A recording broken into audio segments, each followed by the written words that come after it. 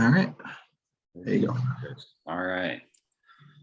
So today we're going to talk about the quantum Fourier transform. Uh-oh. Oh, there we go. Okay. So to kind of give a little bit of an intro, an overview.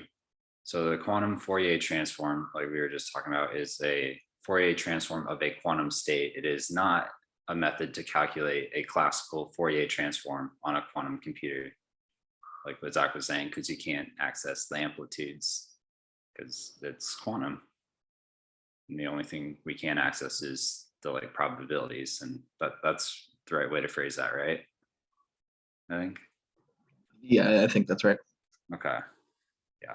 But so the quantum Fourier transform is still very useful. It will enable us to do some phase estimation.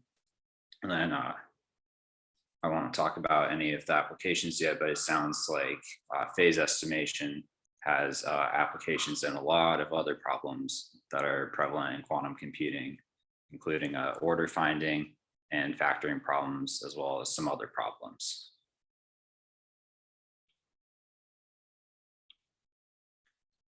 And so, I'm going to start.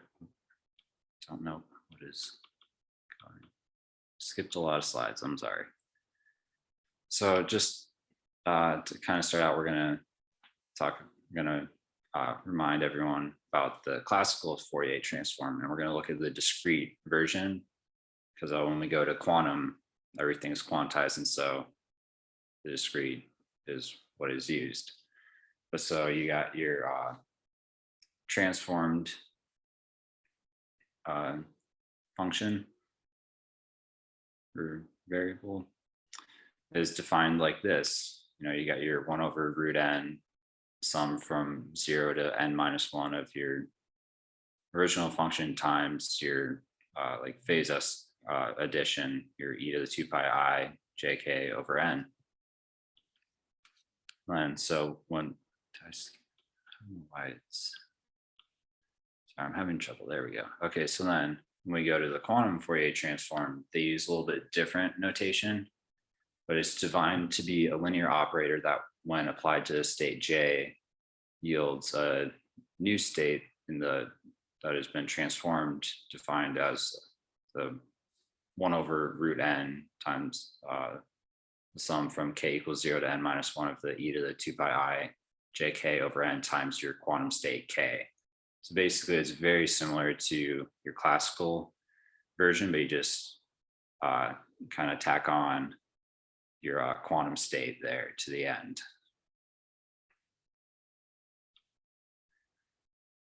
And then so when you apply a quantum Fourier transform to some initial arbitrary state, like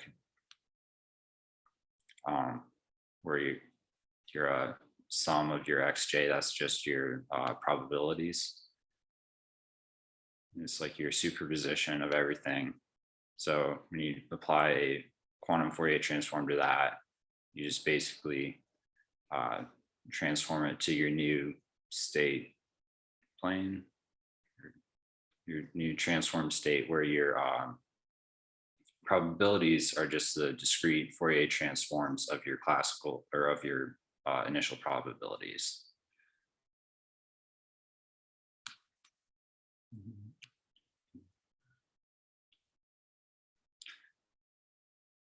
But so then to get a little more usefulness out of this, and so we can actually compute it, if we can turn the quantum Fourier transform into a product representation, it'll be a lot easier to find a quantum circuit to compute this transformation, so we can actually use it on quantum computers. And so we can find the product representation of a quantum Fourier transform using some algebra and the following assumptions, where we're going to use n is equal to 2 to the n. We're going to use a basis consisting of 0 of the 0 state all the way through to the 2n minus 1 state. And then we're also going to write j using a binary representation where j equals j1, j2 to jn, or more formally, so it's the way they wrote it in the book, and this notation they use in the book, it's J equals J1 to the 2n minus 1 plus J2 to the 2n minus 2, and so on and so forth until you get to the end. And they also use this 0.JL times JL plus 1 all the way to JM to represent the binary fraction. I think that's to represent this following binary fraction is just a little, my understanding was that the book just used this to kind of simplify their notation a little bit more and condense some things. Instead of going through all of the math to get there, we start out with some initial state J. We apply the quantum Fourier transform, and we end up with this. So plugging in everything for like the 1 over root n, we got our 1 over 2 to the n, sum of k equals 0 to 2 to the n minus 1, your e to the 2 pi I j k over 2 to the n times your quantum state k. And can you guys actually see my mouse? I'm kind of pointing along with that. Yes. Yes. Okay, good. So I've been pointing with that, and I just realized I maybe should have asked that earlier. Yeah, and then so the next step we're going to take is we're going to kind of break down our summation into, is that n different summations for each state. We're going to kind of break everything into different, like K1, K2, K3, all the way to Kn states. And then we're also going to kind of change our K to, and throw in another summation there for the L. And then from there, we kind of use this. I'm not entirely familiar with this, but I'm pretty sure this is just like a summation, like the tensor product. Yeah, the product version of it.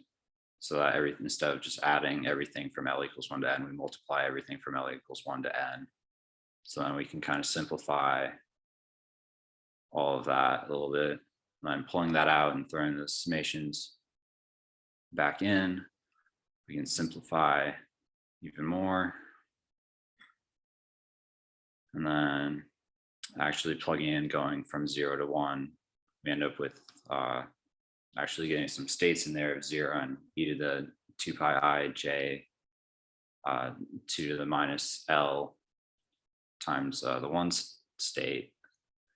And then multiplying that all out, we get a bunch of different product states from there. And from there, it's a lot easier to go and make a quantum circuit just depicting all of this. And so here is a picture of the quantum circuit that the book showed for their circuit to actually compute the quantum Fourier transform. You got your Hadamard gates and a bunch of different rotation gates, where R is defined to be this matrix where you got 1, 0, 0, and e to the 2 pi I over 2k for all your different k's. And so that will end up outputting your 0 plus e to the 2 pi I, 0, shade there. And then you kind of add on, or no, you move along. So you got J1 to Jn, J2 to Jn, and you end up all the way at Jn. So then this output, these outputs here are the same as what we found for each of these states in the product representation. And I think the book says just that they left out some normalization factors, so I included that there. But that's just kind of notation stuff. But so now that we have a way to actually get and compute the quantum Fourier transform, we can use this to estimate the phase of a unitary operator U with an eigenvector U and an eigenvalue of e to the 2 pi I phi. And so The way we're going to do this is we're going to utilize two registers, one with t qubits in the 0 state, and then another register with the necessary amount of qubits to store our unitary state U. So we're going to begin with applying the Hadamard gate to the first register and controlled U gates to the second register. So that will look something like this. We've got your first register with t qubits, and you apply your Hadamard gate, and then second register is controlled unitary operations controlled off of the qubits in the first register. So then you end up with 0 and e to the 2 pi I to the t minus 1 phi. And here it's 2 squared, 2 to the first, and then 2 to the 0 as you get to the end. And same thing. And then your u squareds kind of go up by powers as well, all the way to t minus 1.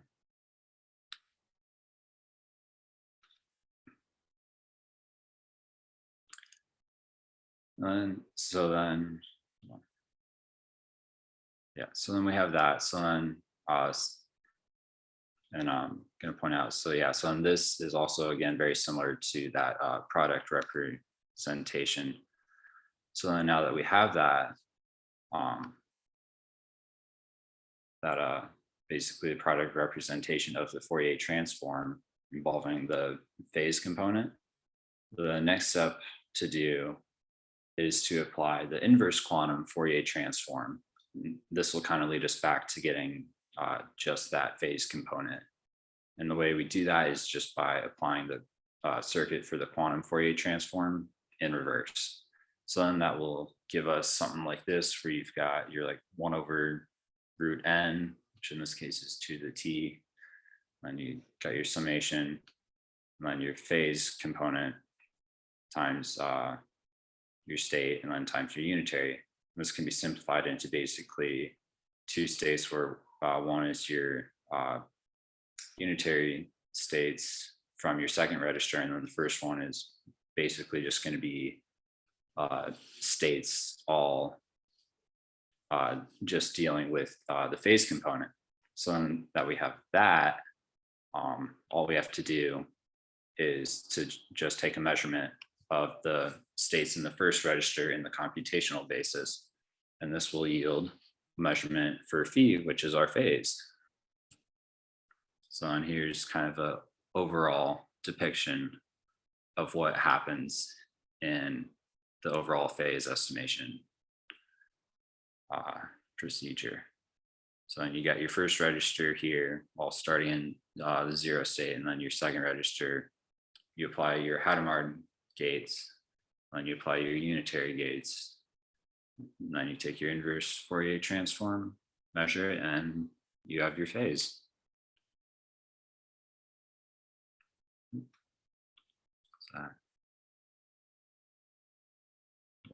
And then,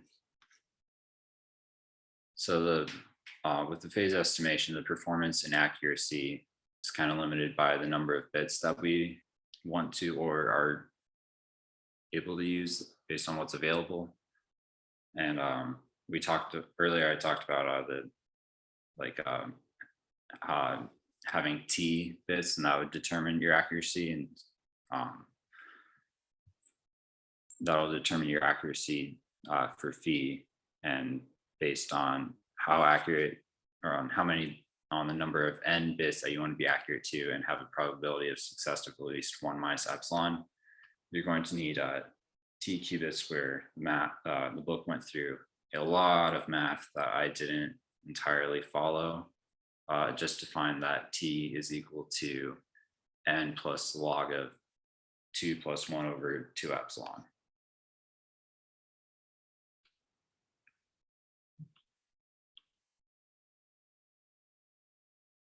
And I guess I went a lot faster through that than I thought I would. So that's all I have. Good.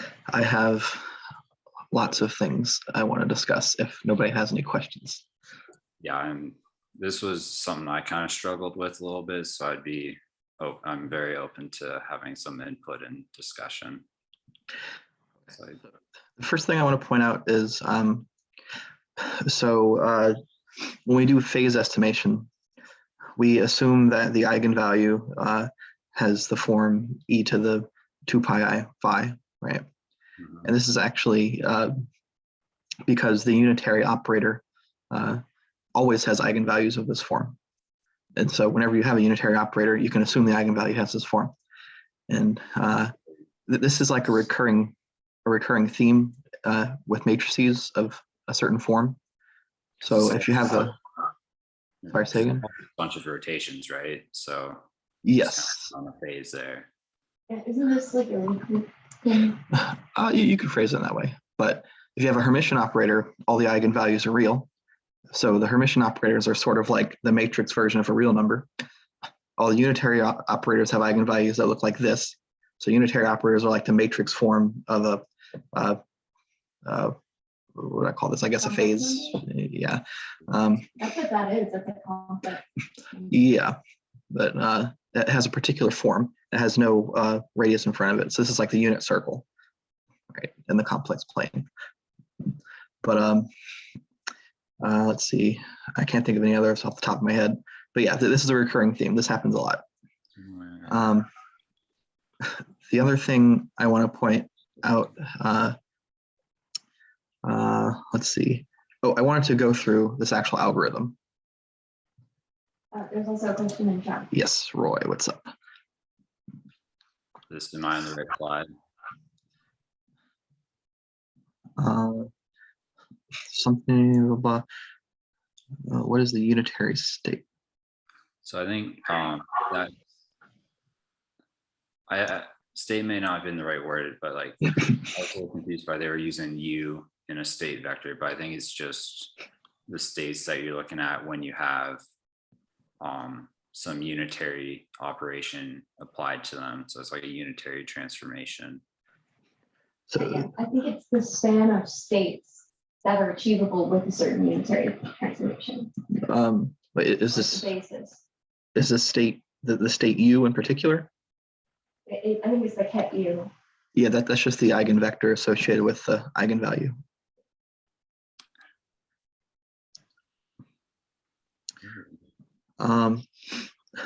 So I wanted to kind of go through this circuit to get some practice with it. I mean, all we have to really go through is like the first little branch there, and we can see how the others work. Yeah, I guess I kind of that a little bit. So I don't know, maybe let's see, maybe I can write it down in OneNote. And Roy also has some experience like implementing quantum Fourier transform on the quantum computer, not to play out Roy, but you can also potentially like help us go through the algorithm. Here, maybe I'll just annotate. I'll do that. Okay, so the state, can we all see this? Yeah. Okay, so the state here is just, J1 through Jn, right? And then after this Hadamard gate, what happens to the first state is it goes into 1 over root 2, 0 plus e to the, let's see if I can get this right, 2 pi I J1 times, No, that's the rotation. hey, we'll check it in a second.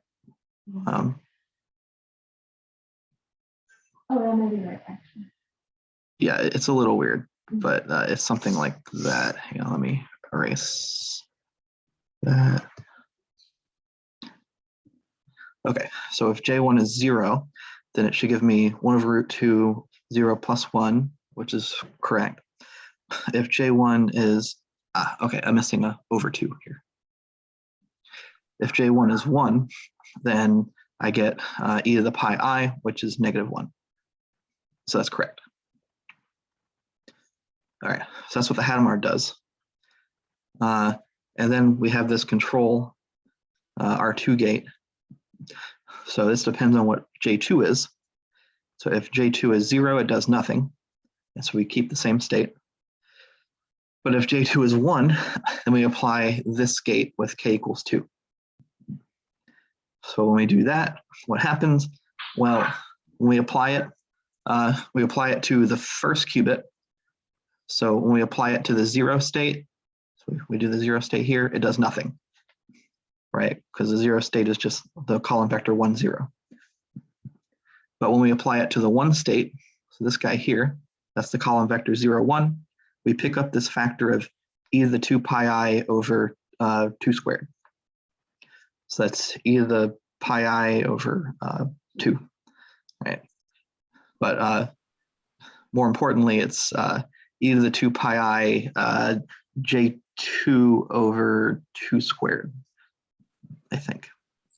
Yeah, I think that is that included kind of in this 0.J1. So I think that's what the book was using for some notation to kind of Yeah. So we can write this guy here in that form, like this. And that's in base 2, right? Yeah, so their notation that they're using is just a change of basis. So like if you think about how decimals work, they're all like point number over 10, like over powers of 10. And it works the exact same way in a different basis. Here the basis is binary, but they're doing everything symbolically, so it can be a little bit confusing. But just like refer back to base 10 if the notation is a little bit unfamiliar. Okay. So after this R2, we pick up this extra factor, and this factor is e to the 2 pi I J2 over 2 squared, which is the same as e to the 2 pi I 0.0 J2. And so this the state after that is 1 over root 2, 0, because nothing happened there. Then e to the 2 pi I 0.J1 J2.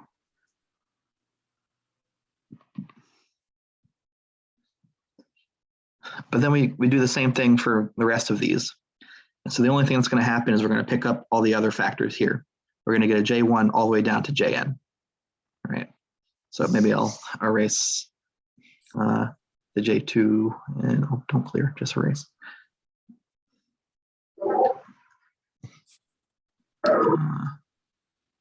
J1 all the way down to Jn.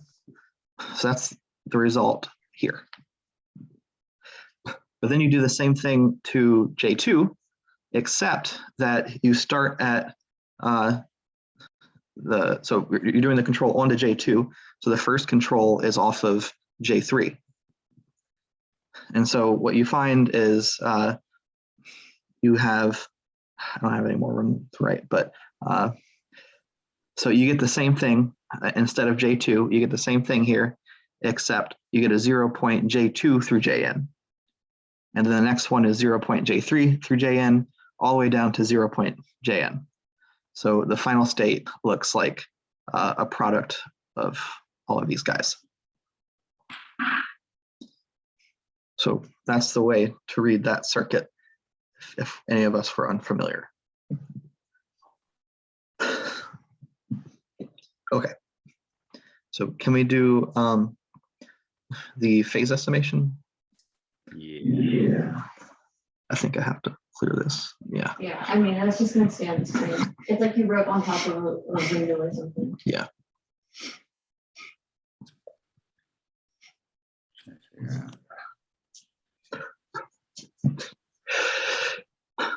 Okay. So here,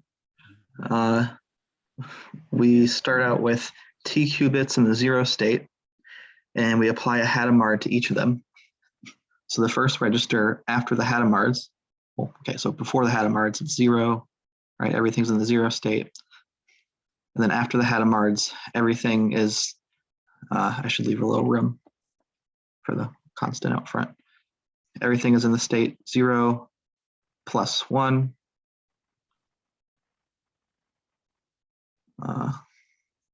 And each of them has a factor of 1 over root 2.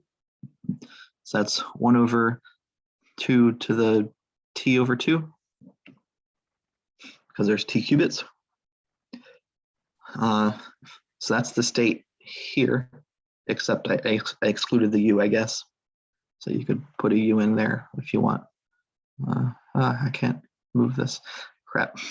My face is in front of this. I'm just going to put a u there. Wait, I thought. Wait, on my screen or on yours? Oh, on my screen. It has all of the faces. Okay, I can fix it. I can fix it. Hang on. All right, let me just move this down. Because when I'm sharing my screen, do you see like my little window with No, whoever's talking? no, I only see mine. Okay. What? I thought you guys could see that.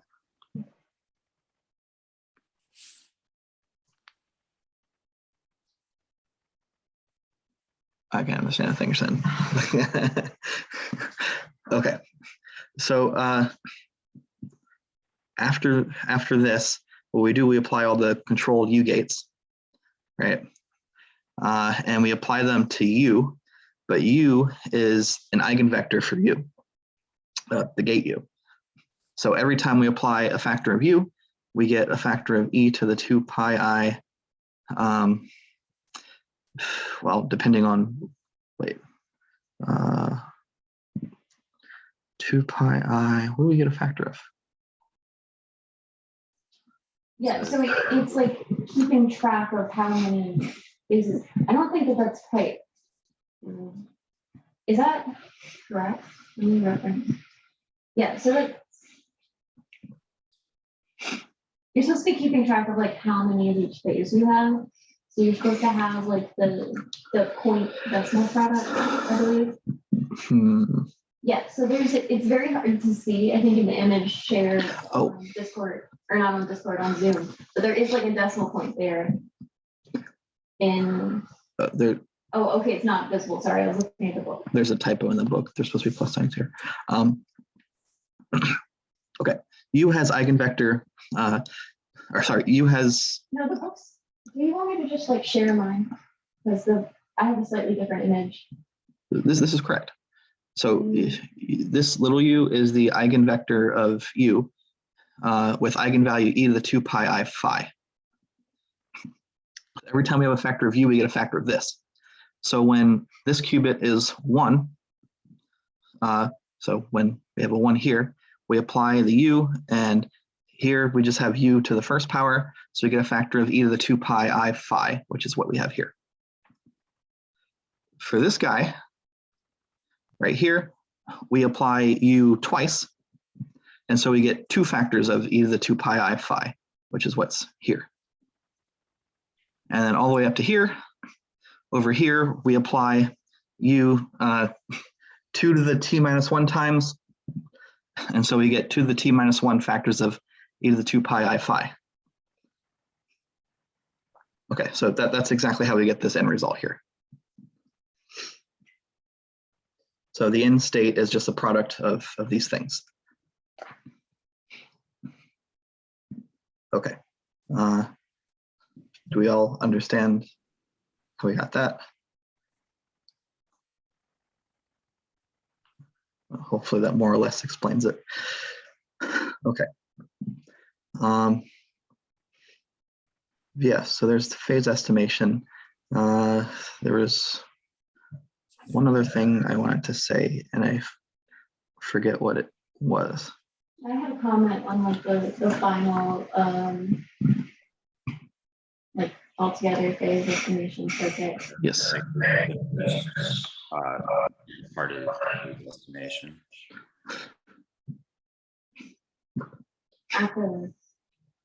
Yes, here.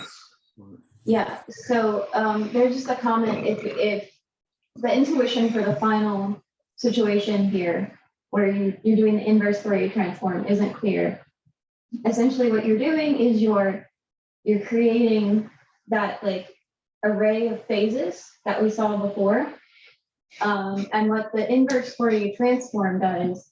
So what you can do is you can essentially read a circuit backwards to some extent. And so whenever you see something like a measurement and then a unitary dagger, you can like combine those two to basically say measure in this basis. That's sort of the intuition for how you read that. And so what you're seeing in the phase estimation diagram, when you do that inverse Fourier transform and then measure, you're really saying, well, measure according to like the Fourier transform basis, but that basis is specified by phases. And so that's how you're getting a phase measurement out of that. You're going to pick out the specific basis element that corresponds to whichever phase you're looking at. And the scaling of the error, the intuition for that, again, very hand wavy, is like that t goes in your exponent, right? And you're basically chunking up your phase. And we know, like, it's just a basic principle of precision of measurement. The more you chunk something up into smaller and smaller pieces, the more accurate you get, right? And this error scaling is just in reference to that. But that's all my comments I wanted to make as far as this, just intuitively looking at the reasoning behind why do they have a random inverse Fourier transform? What are they trying to do, and how does that make it work? Okay.